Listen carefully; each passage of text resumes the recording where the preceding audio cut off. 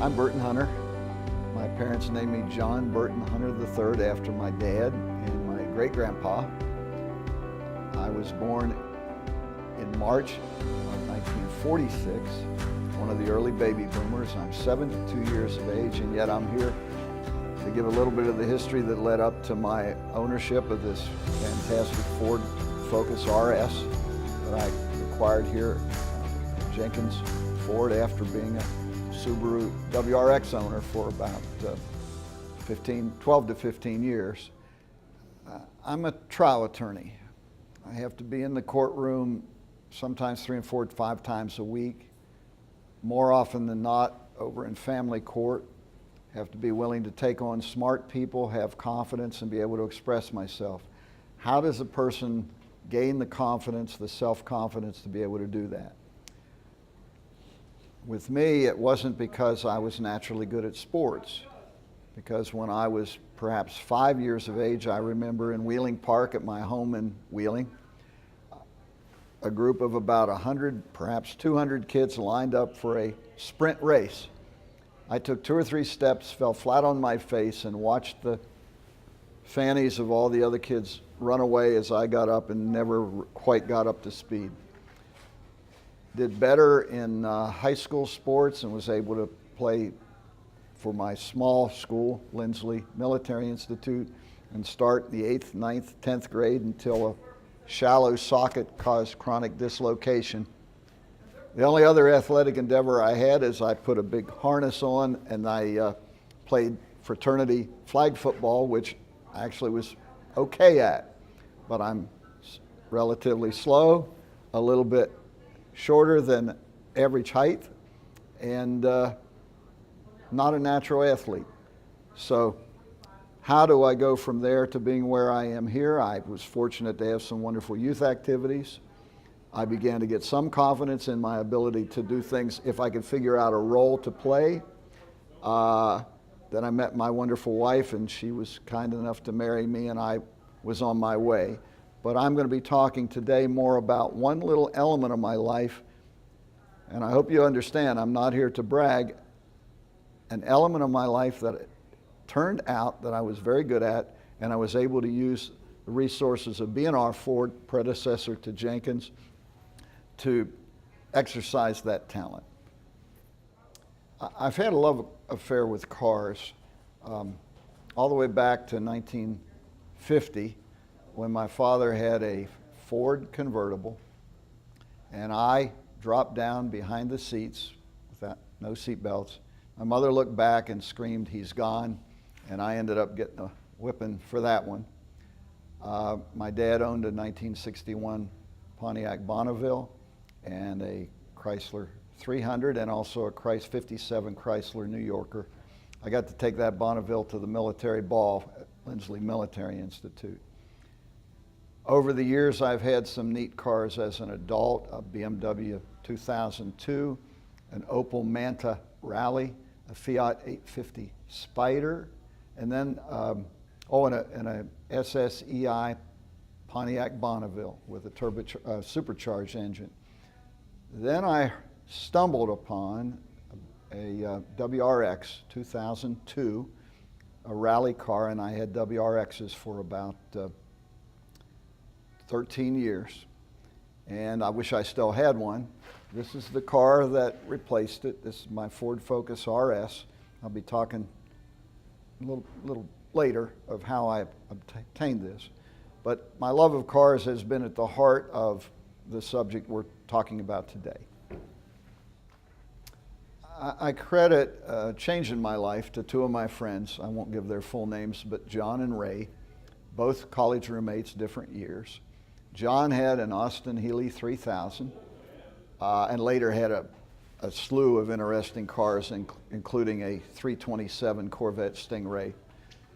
Ray had an MGB 64, or maybe 66. I ended up with a 68, which I totaled. I'm sorry. Still feel bad about it. Still carry scars from that. Don't drive too fast and keep your seatbelt on. Ray had something called a Corvair Corsa, which was quite an interesting car. And we would rally around Buchanan here at West Virginia Wesleyan. We would talk cars with each other, and basically we would boost each other's interest in cars. They are now friends.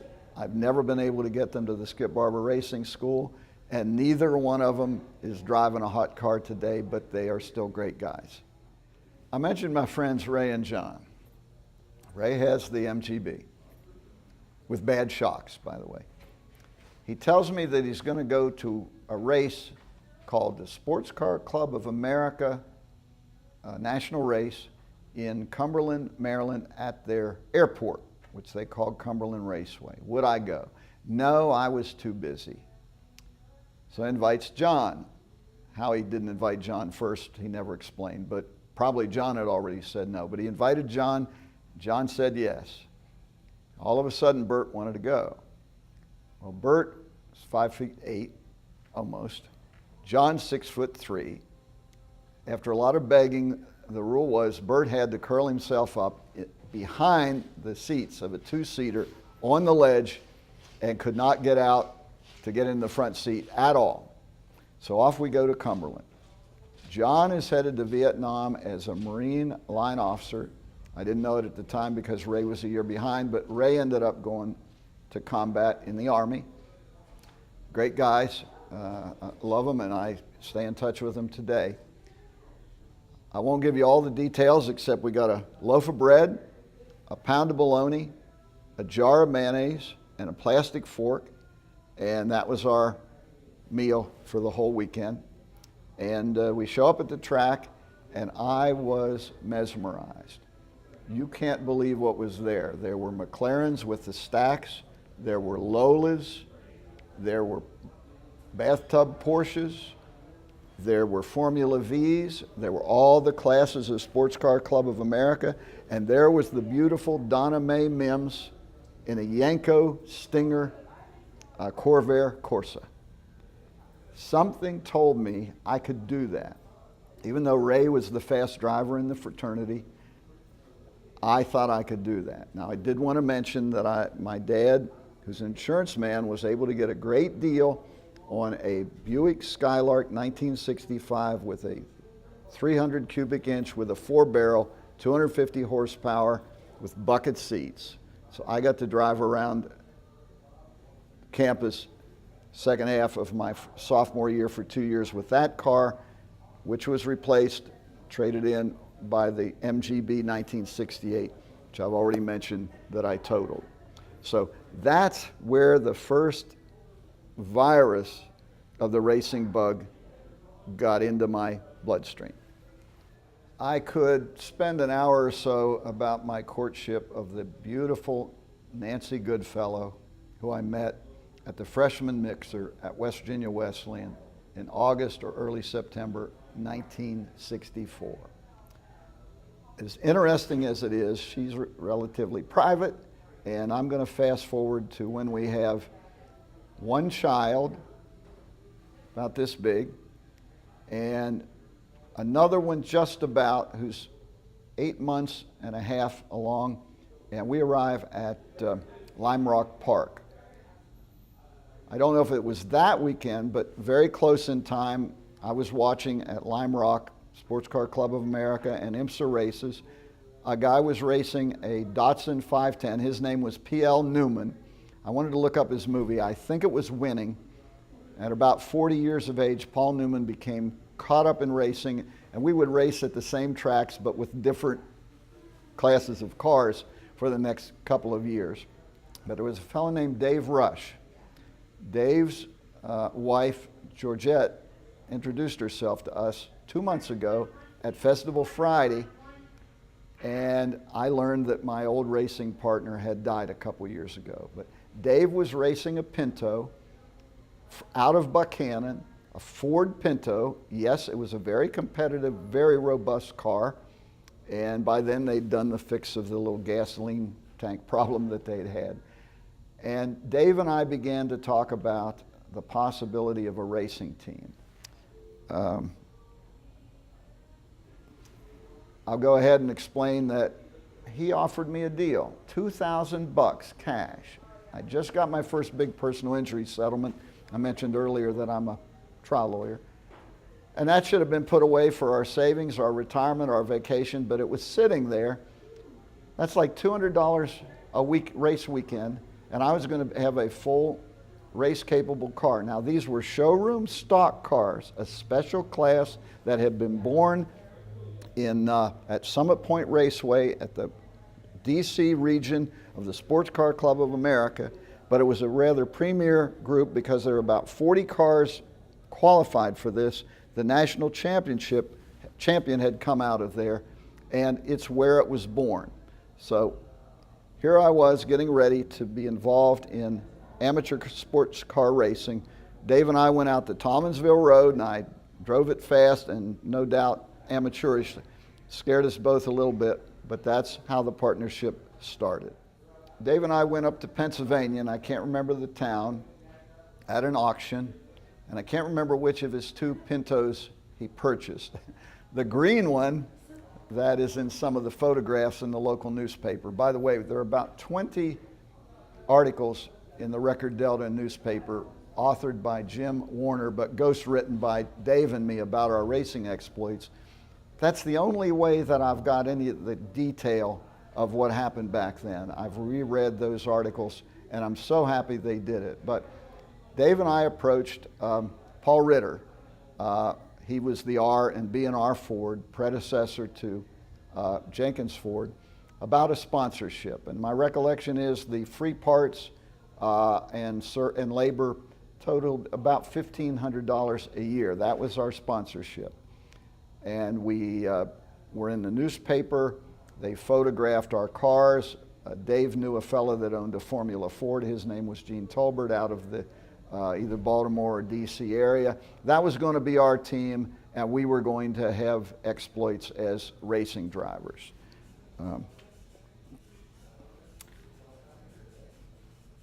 In order to do that, I discovered that I had to have two racing schools.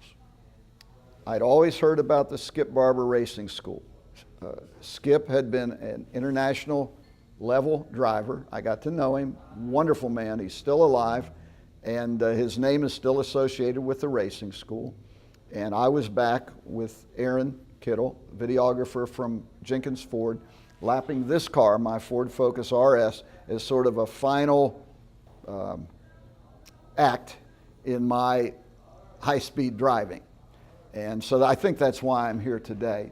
Long story short, that was a fun 3 days in which I ended up sitting in the seat that had been sat moments before by Joanne Woodward, Paul Newman's wife. Paul and Joanne were at the Red Lion Inn. We walked in, the staff was still all excited, and when I said why, they told me, and I said which side sat on my side, and they said Mrs. Newman. So I got to feel the heat from the seat of Mrs. Newman's seat. Long story short, the fellow I was with that day was a pilot with Allegheny Airlines that's now defunct, and I ended up going to a school in Rockingham, North Carolina, and getting to drive on a high-banked oval because the car had been vandalized, so when we showed up at Summit Point Raceway for my second school, it could not be used that day. But I finished that, which gave me novice status, which meant I would drive this car through the mountains, across the Potomac Highlands to Summit Point Raceway, and that's where we began the racing career. I need to slow down just a little bit and explain why in the world would anybody be racing a Pinto or a Fiesta or a Mazda sedan, or back then the hot car was a VW Rabbit. I took great pleasure when I could beat the VW Rabbits.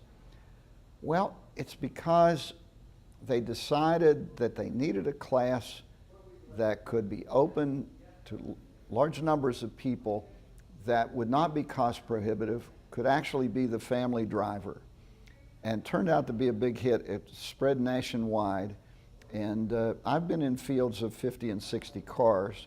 Since there's a class and a B class, and we're the C class, that means going into the hairpin, in the first turn, I would be behind 20 cars, and because I was qualifying well, I would be ahead of 30 cars. And you don't think those cars go fast, but the chaos of what happens at the end of that straight when 50 cars are jockeying for position is pretty amazing. So I raced at Summit Point. I got my first points. We drove all night with my friend John, the very same friend John that helped get me into this in the first place, was my entire crew. We raced up there. I missed the first practice. I followed a friend around for the second practice. According to the record delta, I slipped off the track and either spun or almost spun 3 times, passed 3 more cars, and finished 4th. You get points for either 5 or 6. I know it was at least 5. And I'll go ahead and say it right now. According to the reporting back then, and I think it was accurate because it was all fresh in our mind, in the time I raced, at the point where I got to 27 races, I had been in the points 24 times. I had finished first place 5 times. I had finished 4th in my one national race, which is where the lap record in that race set by the national champion, Mr. Jordan, was broken in that race. I managed to finish 4th there. I got the lap record for fastest lap at the short part of the track at Watkins Glen. I'm saying that out of amazement because of a mediocre history of any kind of athletics, but this one thing really seemed to click. It was a very interesting thing. We got to the end of the season, second race from the end. I was leading according to the newspaper report, which was accurate, I'm sure, because I wrote it. I was 500 feet ahead, and I came down the chute where I eventually had the wreck the next race there.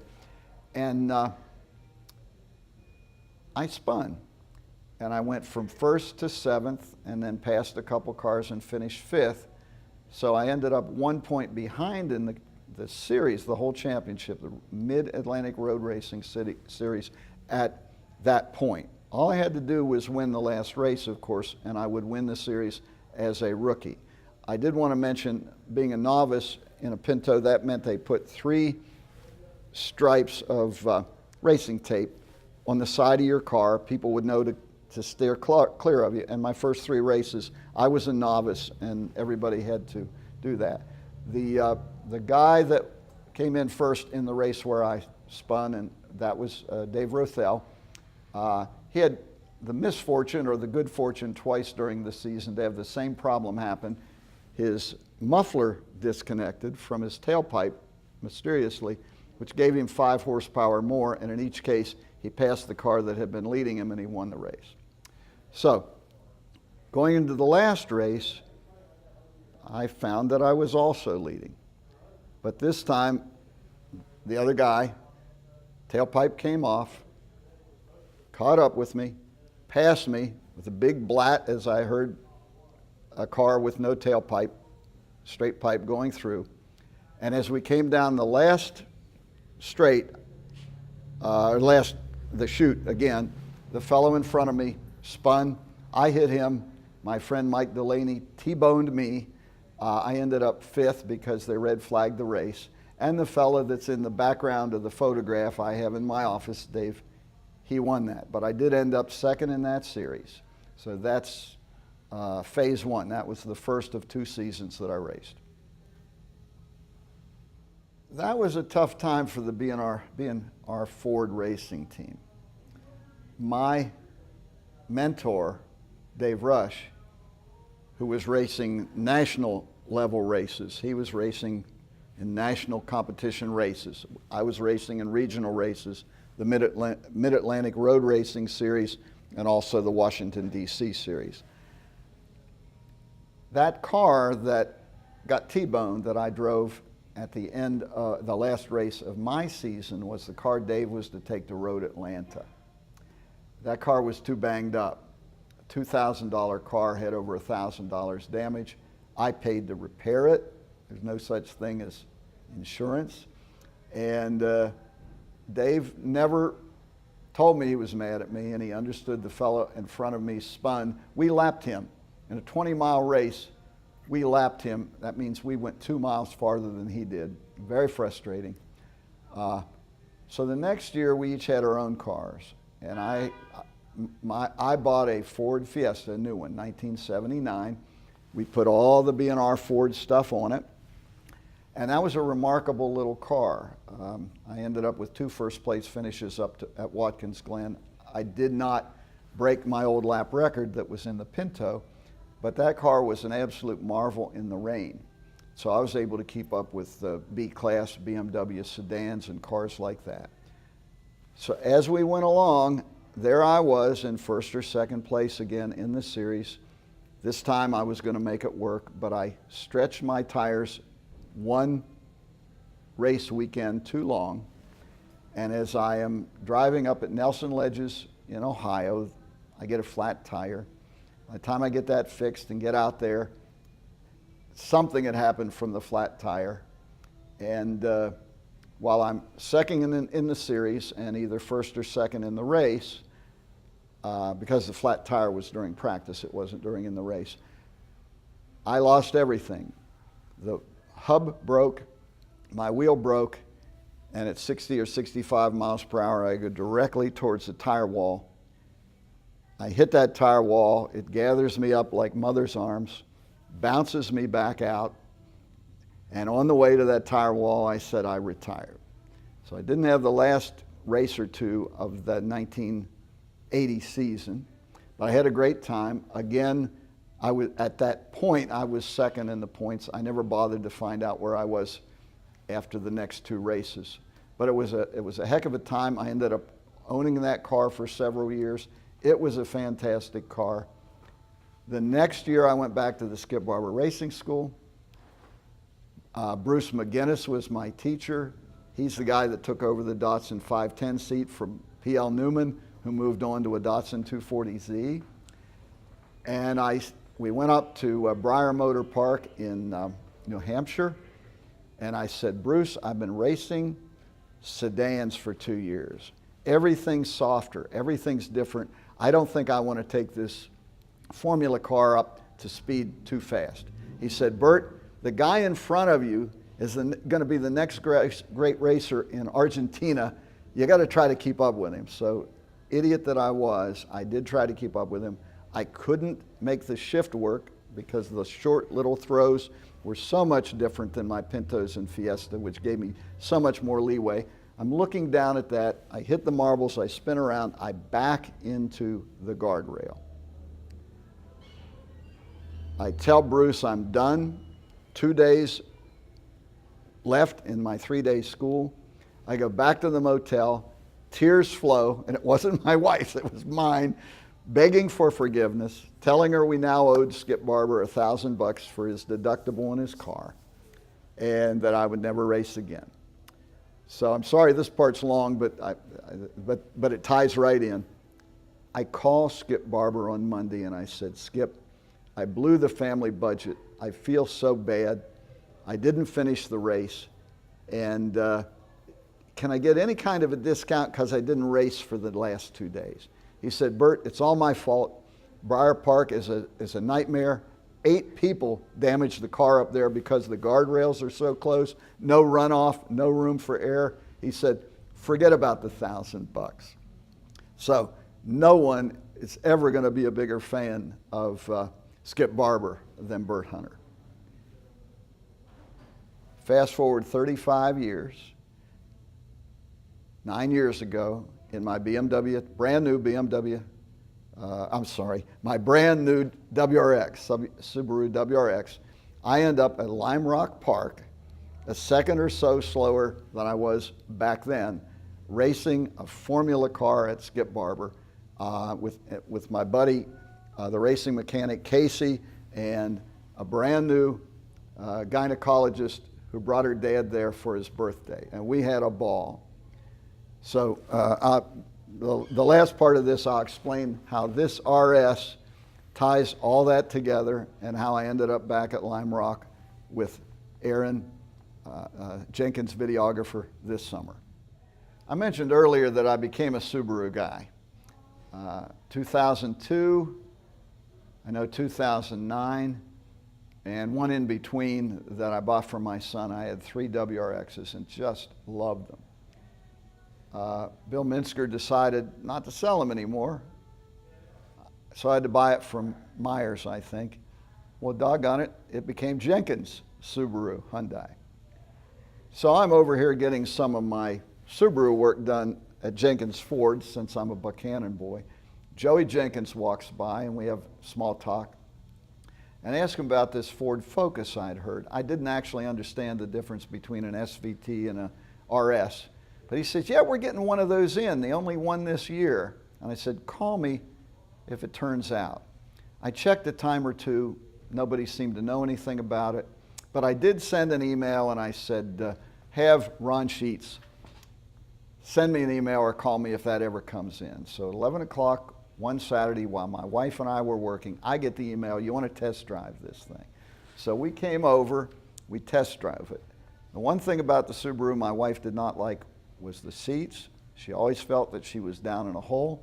We tried this out, and lo and behold, the Recaro seats are adjustable up and down. My wife loves it. A couple days later, we own the Ford Focus RS. I got thinking about it, I did some emailing, and I discovered that there's a group called Sports Car Drivers Association.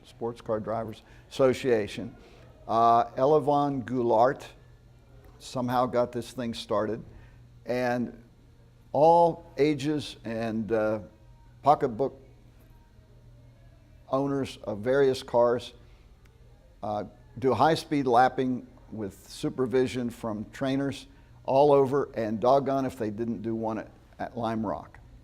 Long story short, I did some emailing, some calling. Aaron got in the thread, and for a certain amount of money, I end up with 2 days of lapping at Lime Rock. I invite Aaron to come up, stay at the Interlaken, and watch me do my thing, and doggone he did.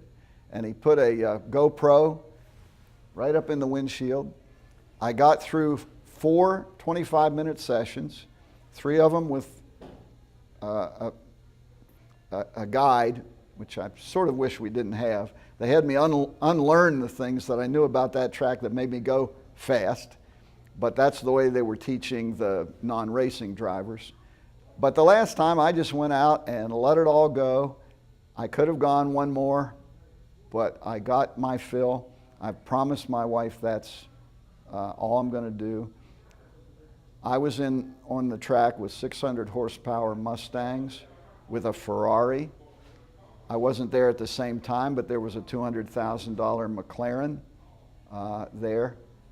Just all sorts of fabulous cars, including the spec Miata race cars that the Skip Barber school uses. And I had a great time. At age 72, I had a little apprehension I'd never had before. But 46 years into my legal career, knowing I had to be, oh, by the way, I do want to say I've got 4 wonderful children, 6 beautiful grandchildren. We dragged those poor kids to the races. They loved it. We put a platform on our van. They watched the races from up there. Sometimes I'd bring them back with tape across their ear because they cut it badly and Mom would get all upset, but we just had a wonderful time. One anecdote is I went 3 weeks before my wife was to have our son Justin, and a state trooper arrived at the track, asked me if I was who I am. I said I was, and he said, well, congratulations, you're a father. My wife had gone into labor 3 weeks early. A dear friend had taken her to the hospital. She'd had our son. I got back from Summit Point in under 3 hours. Try to do that. And we came over Route 50.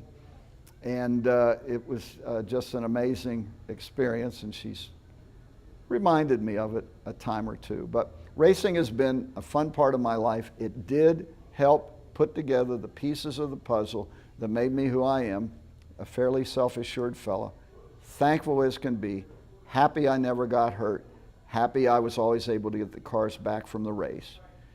And that's the story. I thank Jenkins Ford. The racing stripes are mine, suggested by that same friend, John, that's been part of the story for a long time. I put 35,000 miles on this car. I've had a blast. You wouldn't want to take it up your rough, rocky driveway because it really is a performance type car. 350 horsepower, 0 to 60 in 4.7 seconds, 4 driving modes including drift mode, Recaro seats, special steering wheel, and it's got the amenities too. So I'm not doing a commercial, but I certainly could recommend this car. And by the way, I've had to have a Ford Focus loaner for reasons I won't get into right now. And great little car, only costs about a third as much as this one. So either way, I've not always been a Ford guy, obviously with my WRX and my history, but right now I couldn't be happier.